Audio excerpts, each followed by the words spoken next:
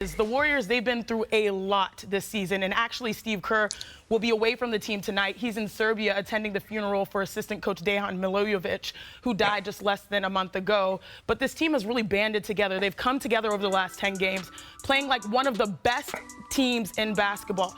They've only had 3 losses during the stretch, but they were either by 1 point or in overtime, and they're the only team that has a better plus minus are the Cavs, who, by the way, have been, 17-1 in their last 18 games. So, Zach, what do you see in this stretch that has been the key to the Warriors' turnaround?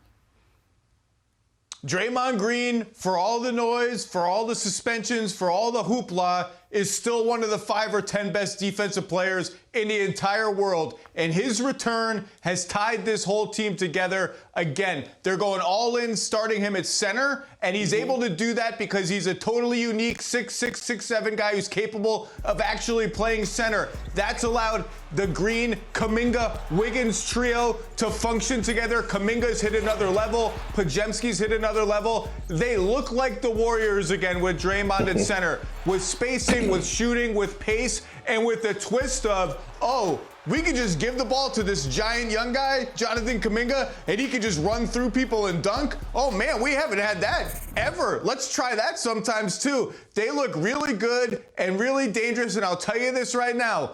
The West play-in tournament is going to be a doozy, and the race for number 6 to get out of the play-in tournament is shaping up to be a doozy, too. And those top 4 teams are looking down at the standings saying, oh, man, Warriors are starting to look good.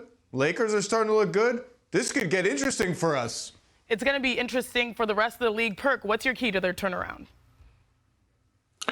Have anyone ever heard of the word balance? Balance, right? You have seriously, right? You have the balance between the young guys and the old guys, and Steve Kerr has done a fantastic job. But when you look at that closing lineup, and once again, Klay Thompson has been on the bench. He was on the bench the other night when the game was tight in the fourth quarter. But you look at it, right? You have the upper class. You have the old heads. You have Draymond Green and Steph Curry in the upper class. And then you have that one middle class player and Andrew Wiggins, right, who's in between old and young, still have the athleticism. And then you have Podziemski and you have Kuminga in the lower class as far as the youth.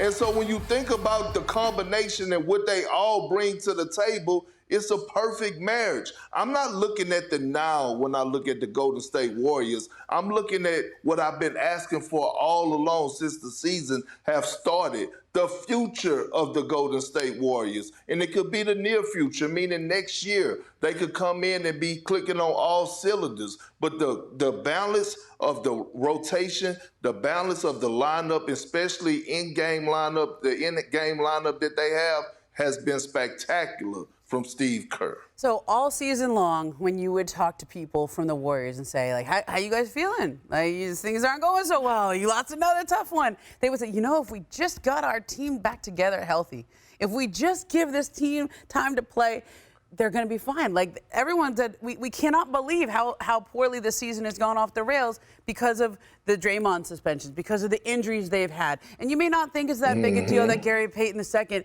came back yesterday and had played 14 minutes. He had 11 points in those 14 minutes. Yes. He guarded Beal, Durant, and Booker when he was out there. He's been out for a lot of the year with injuries. And so I think when they get their players back, when they find the rotations where people now have their new roles, and Zach, you mentioned it, Draymond Green is critical to what they do, because not just defensively, but allowing Wiggins and Kuminga to play together. When Draymond was not out there with those 2 guys, it was a disaster when Wiggins and Kuminga would play together. When Draymond's out there organizing them on offense and defense, making sure everyone is in their spots, that lineup gives them a whole different dimension that we've been waiting for ever since they drafted Kuminga, and we saw that in the preseason. But he can be their second leading scorer. Remember, hey, Steph needs some help.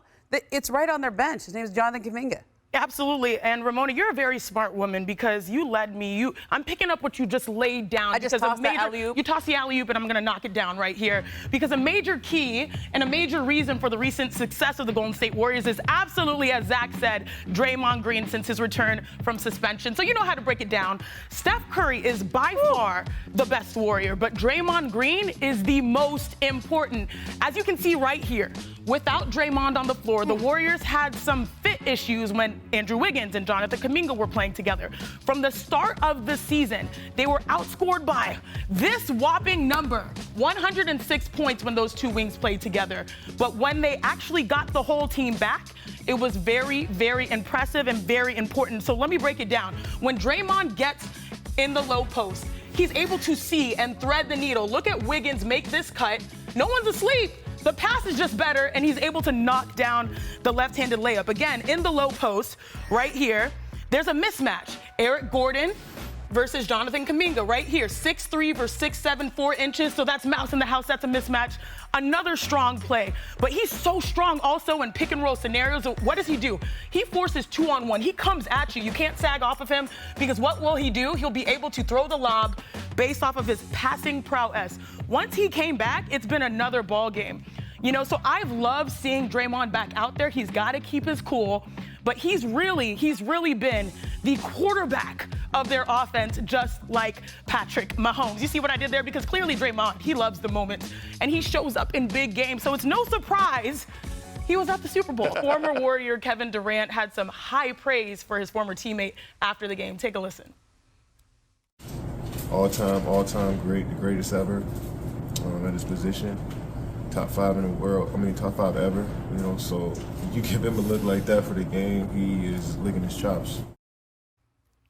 So, Perk, what are your thoughts on KD saying Curry is top 5? Did he lie? Hell no. Hell no. I said this after he won his last championship when it comes down to Steph. Look, I understand we could go back and forth of what a point guard, the new, it's a positionless game. Is he a point guard? Is he not? He will be labeled as a point guard in the history books. And when I think about Steph Curry, just how he changed the game of basketball. When you talk about generational talent, he is that. He has changed the game forever. Not only with his three-point shot making and his ability to pull up from wherever, the locker room, but his skills, right? Just an all-time scorer, a guy that has played below the rim, not the most athletic guy in the world, but still finds a way to chop down those trees night in, night out, year after year after year. So at the end of the day, I agree with Kevin Durant. He is in my top 5 list as greatest players ever, and he is the greatest at that position, the point guard position, to ever touch the basketball. Period. Top 5 is a very short list of an amazing players. Ramona, do you agree with Perk and also KD? You know when Perk does his word of the day. As you were speaking, Perk, and as Kevin Durant was speaking, a word popped into my head. Wistful. Didn't Kevin sound a little wistful for his days playing alongside Steph Curry? Like I go back down memory lane when I hear anything Kevin says about Steph or Steph says about Kevin or Draymond. Steph Curry was on a plane from Tokyo trying to go meet with Kevin Durant before he made a decision to leave the Warriors to go sign with the Brooklyn Nets all those years ago. And Kevin Durant decides to go to the Brooklyn Nets while Steph Curry is in the air.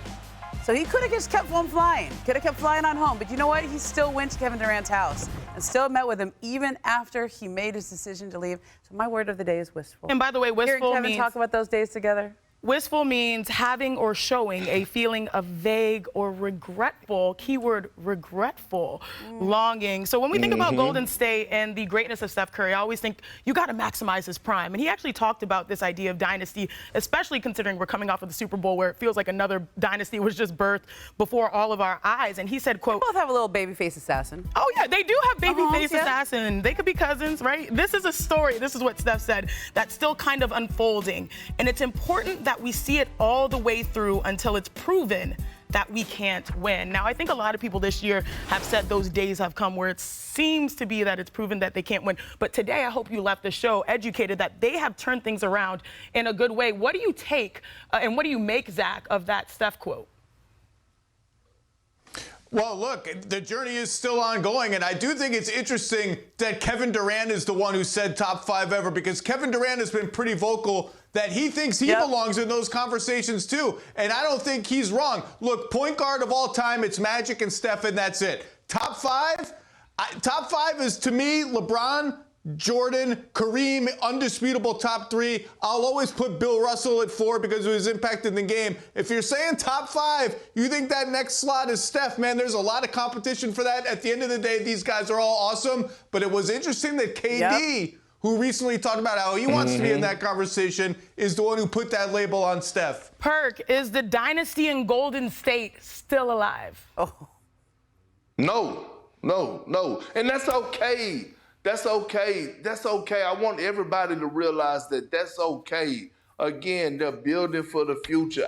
Do I see the Golden State Warriors winning another championship in the next 3 years? I don't. I'm sorry if I'm raining on anybody parade. And obviously, we just won the Super Bowl. Hopefully, Kansas City has some sunshine. But I'm just keeping doors still open. Yes. Perk, I see Patrick Mahomes winning more Super Bowls in the next look good in few years. November, did they? You're like the Jason Kelsey of our show. There you go. Gotta love you. And I know Richard wishes he was Travis, right?